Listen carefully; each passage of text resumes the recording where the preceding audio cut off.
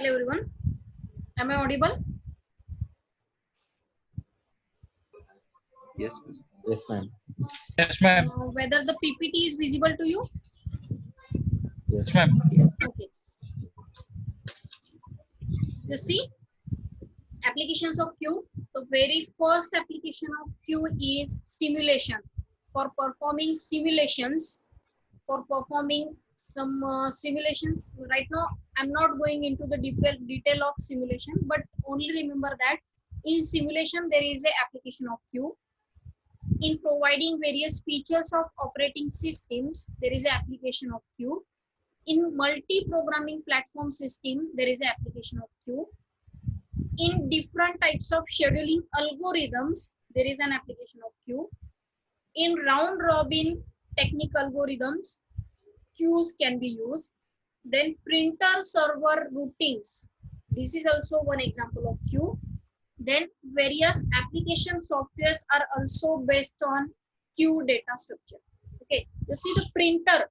When the printer is connected to computer system, it is also considered as it is working on the principle of queue. How the printer is working on the principle of queue? Suppose we are giving number of printouts. First printout, second printout, third printout, fourth printout, etc. etc. Okay, all those printouts will come from the printer one by one, and that sequence is same in which you have given the prints. Okay, the sequence is maintained there. Okay, that's why the first in will be the first out printout. That's why we are considering printer server routine as an one example of queue. Okay, whatever the things which are mentioned here, these all things are working on the principle of queue. And the principle of queue is that there is a front end, there is a rear end. Front end from which out operation get performed, rear end at which in operation get performed, and queue always operates on first in first out principle. Okay, this first in first out principle get followed in all these applications of queue. Okay, next thing, queue as an ADT. Already we have seen stack as an ADT. We are considering stack is one type of abstract data type. In the same way, queue is also one type of abstract data type. Okay, just see what is the reason that queue can be considered as abstract data type. The reason is that abstract data type is nothing but it is the combination of number of elements in association with standard operations. Okay, user or the programmer is operating on that data elements by using those number of operations, and programmer have no concern with how those operations get implemented by the system. Okay, if such a system is there, then it is called as abstract data type. You see, queue, what is queue? It is also the collection of elements. It is the finite sequence of elements in association with some number of standard operations. Already we have seen there are some number of operations which we can be performed on queue. For example, on queue we can perform operations like, it comes with operations like make empty queue, checking whether the queue is empty or not, checking whether the queue is full or not, inserting element into the queue, deleting element from the queue, traversing the queue. You see, make empty, is full, enqueue, dequeue, traverse. These are some number of operations that can be performed on queue. We can perform these operations, right? For example, if we are performing make empty operation, then it will empties the current queue. If we are performing is empty operation, it checks whether the queue is empty or not. If we are performing is full operation, it checks whether the queue is full or not. When we are performing enqueue operation, it is inserting one element into the queue. Whenever we are performing dequeue operation, it is deleting one element from the queue. That means queue comes with some number of standard operations, and the programmer or the user does not have any concern how exactly these operations get implemented on the system. User is directly using these operations. User is directly using the data of the queue, but he does not care how these operations actually get executed on the system. Okay, that's why the definition of ADT get matches here. That's why we are considering queue as an abstract data type. Okay, that's why queue is considered as abstract data type, because queue comes with some number of elements with some number of operations, and programmer or user doesn't care how those operations get actually executed by the system. That's why queue can be considered as an abstract data type. Clear? These are the different things related with queue. Okay, one more time, we are just revising those contents what we have seen today. We have seen initially,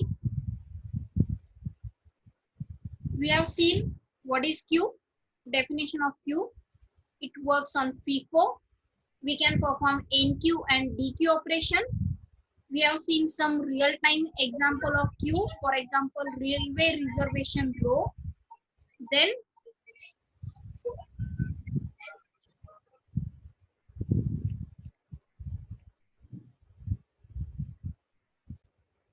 Then we have seen how the queue can be implemented. It can be implemented by using array and by using pointer. It is also called as static implementation and dynamic implementation respectively. This is the representation of a particular queue. Initially the queue is empty, then we are inserting some number of elements, then we are deleting some number of elements, and then how the front and rear values get changed. Okay, then we have seen the 4 types of queues: simple queue, circular queue, priority queue, and double-ended queue. This is the example of simple queue. Then circular queue, diagram for priority queue, then double-ended queue. These are the 4 types of queues. Then we have seen what are the standard operations which can be performed on queue.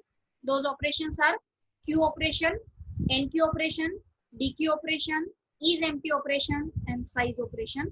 Then we have seen the memory representation of a queue. In that thing, 2 conditions are very important: front equals to null and rear equals to n minus 1. Okay, front equals to null, this is nothing but the condition that queue is empty, and if rear equals to n minus 1, this is a condition which represents that queue is full. Okay, these 2 terms, these 2 conditions are very important. Then we have seen how the elements get inserted into the queue one by one, how the elements get deleted from the queue, and how the values of front and rear get changed in terms of memory representation of a queue. Then we have seen algorithm for NQ, steps for NQ operation algorithm. Then we have seen DQ operations algorithm, number of steps are there.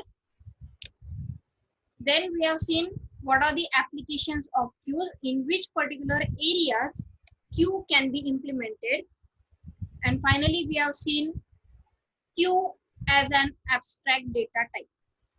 Everything clear about queue? Is it fine? Yes, ma'am. Yes, ma'am. Yes, Chetan, Mohit, Yes, ma'am. Is there Yes, any ma'am. doubt? Yes, ma'am. Is Yes, there any ma'am. doubt? No, No, ma'am. no, ma'am. You see, I will share with you PPTs, video lectures, as well as book also, soft copy of book. Okay, you just Yes. go Yes, ma'am. through Okay. those material for data structure chapter 1 and chapter 2. Okay, we will conduct last Okay. session tomorrow. Okay, we will conduct the last session of chapter 1 and chapter 2 tomorrow. Okay, and chapter 3 and 4 will be conducted by Devre ma'am, Professor Devre ma'am. Data structures, unit number, chapter number 3 and 4 will be conducted by Devre ma'am only. Okay, she will give you Yes, her schedule on WhatsApp group. Is it fine? yes, ma'am. Okay. Shall we stop here? Ma'am. Okay. Thank you, everyone. Thank Thank you. you, ma'am. Yes, thank you, ma'am.